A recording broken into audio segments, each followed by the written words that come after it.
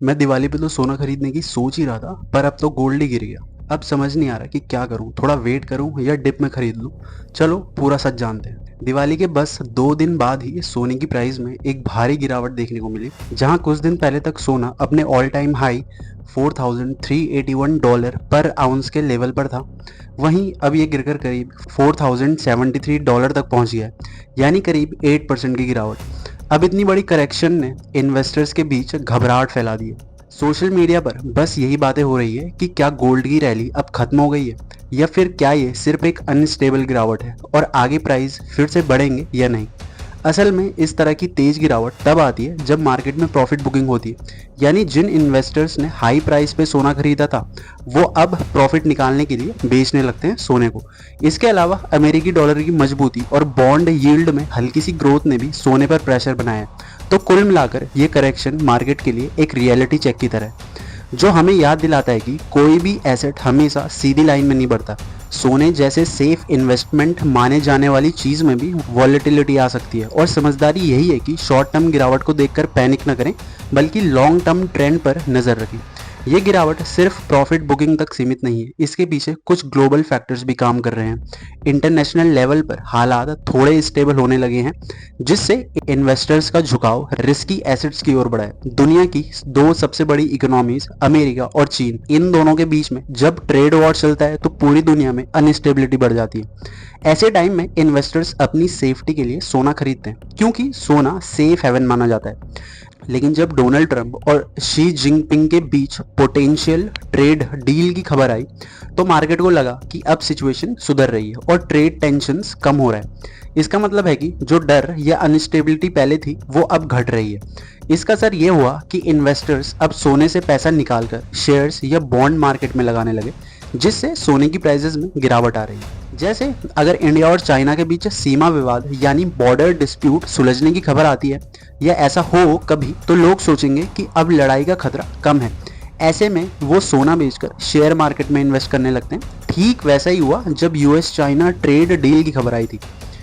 तो जब global trade tensions कम होने लगी तो इन्वेस्टर्स को कॉन्फिडेंस वापस आने लगा, और उन्होंने रिस्कियर एसेट्स जैसे शेयर्स और इक्विटी मार्केट की तरफ रुख किया। अब नेचुरली जब सोने में पिछले साल ऑलरेडी बढ़िया रैली आ चुकी थी, तो अगला स्टेप क्या होना था? ऑफ कोर्स प्रॉफिट बुकिंग करना।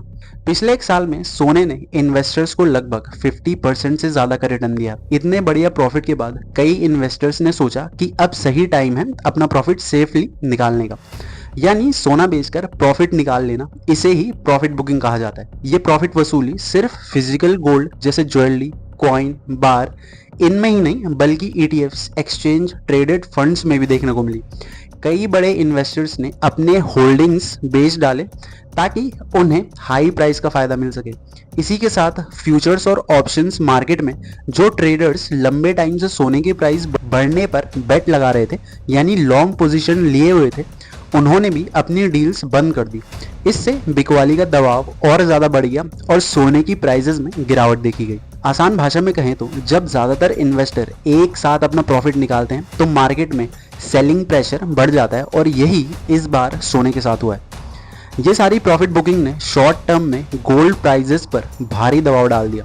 लेकिन इंटरेस्टिंग बात यह है कि सोने की प्राइसेस घटने का सिर्फ यही एक कारण नहीं है। इसके पीछे एक और बड़ा कारण भी था जिसने ग्लोबल लेवल पर सोने की प्राइसेस को नीचे खींचा है, और वो था स्ट्रॉन्ग यूएस डॉलर।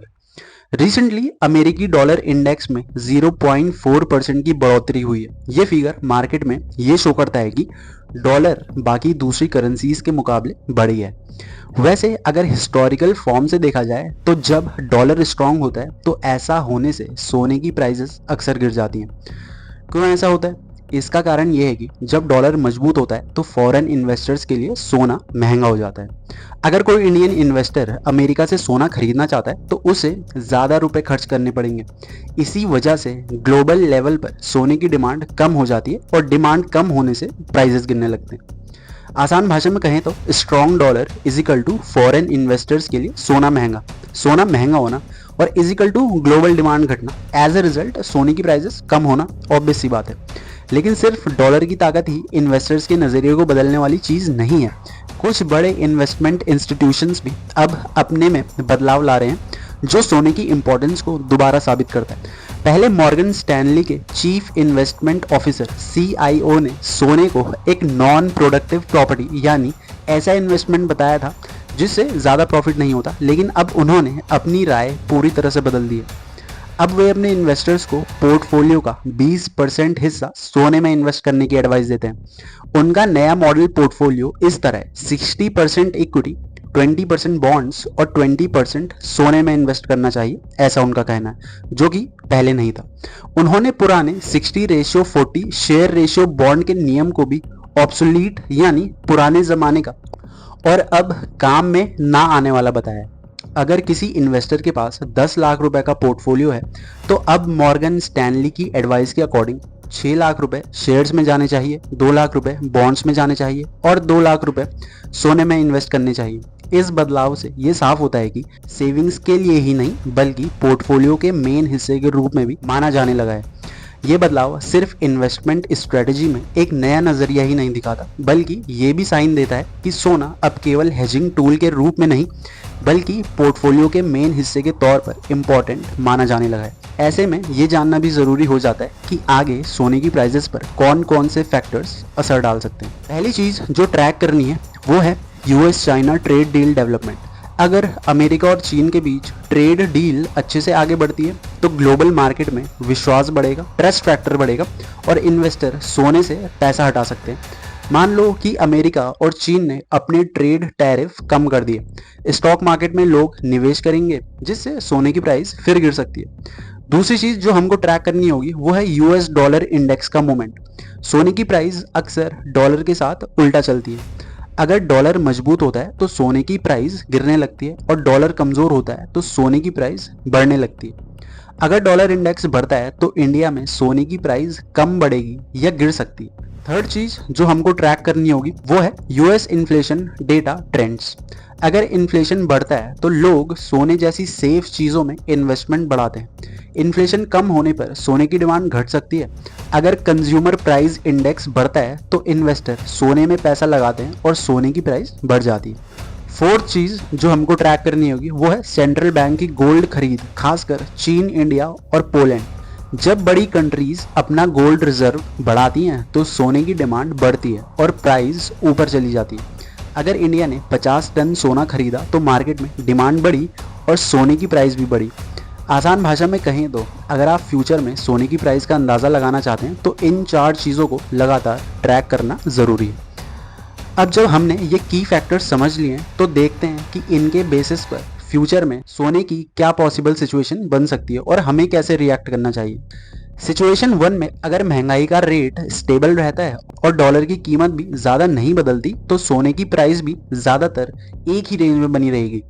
ऐसे में आपको घबराने की ज़रूरत नहीं है, आप अपने SIPs या ETFs में इन्वेस्टमेंट कंटिन्यू रख सकते हैं।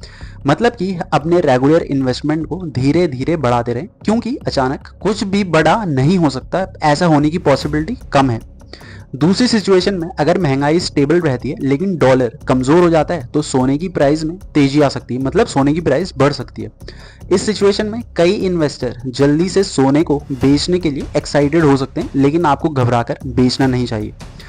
अच्छा यही होगा कि अपने इन्वेस्टमेंट का धीरे धीरे रीबैलेंस करें, मतलब कुछ हिस्सों को बेचकर कुछ हिस्सों को बनाए रखना या नई अपॉर्चुनिटी में इन्वेस्ट करना। तीसरी सिचुएशन ये हो सकती है कि अगर उस सिचुएशन में कोई बड़ा व्यापारिक समझौता होता है, महंगाई ज़्यादा रहती है और डॉलर स्ट्रॉन्ग रहता है तो सोने की प्राइस में 5 से 10% और गिरावट आ सकती है। ऐसी सिचुएशन में अचानक इन्वेस्टमेंट करना रिस्की हो सकता है। इसीलिए अच्छा यही होगा कि आप धीरे धीरे और सेफ्टी से गिरावट का फ़ायदा उठाकर सोने में इन्वेस्टमेंट करें। इसे हम बाय ऑन डिप्स कहते हैं। सोने की इस गिरावट को आप प्रॉब्लम की घंटी समझकर ना घबराएं। ये गिरावट असल में मार्केट का हेल्दी करेक्शन है जो लंबे टाइम में इन्वेस्टर्स के लिए फायदेमंद हो सकता है। ऐसे टाइम पर इमोशंस में बहकर जल्दबाजी में डिसीजन लेना गलत हो सकता है। इसके बजाय पेशेंस बनाए रखें और मेन इकोनॉमिक इंडिकेटर्स जैसे इन्फ्लेशन, इंटरेस्ट रेट्स, डॉलर की मजबूती, इन पर नज़र रखें। अपने इन्वेस्टमेंट पोर्टफोलियो में 5 से 10% तक सोने का हिस्सा बनाए रखना लॉन्ग टाइम में बैलेंस और सिक्योरिटी देता है। और हमेशा याद रखें कि इन्वेस्टमेंट में सबसे इम्पॉर्टेंट चीज़ है डिसिप्लिन और प्लानिंग, न कि इमोशंस में लिए गए फैसले। विद दैट सेड दोस्तों, वीडियो में इतना ही। अगर वीडियो पसंद आया हो, वीडियो को लाइक, शेयर और चैनल को सब्सक्राइब करना ना भूलें। More informative content is on the way. Thanks for watching.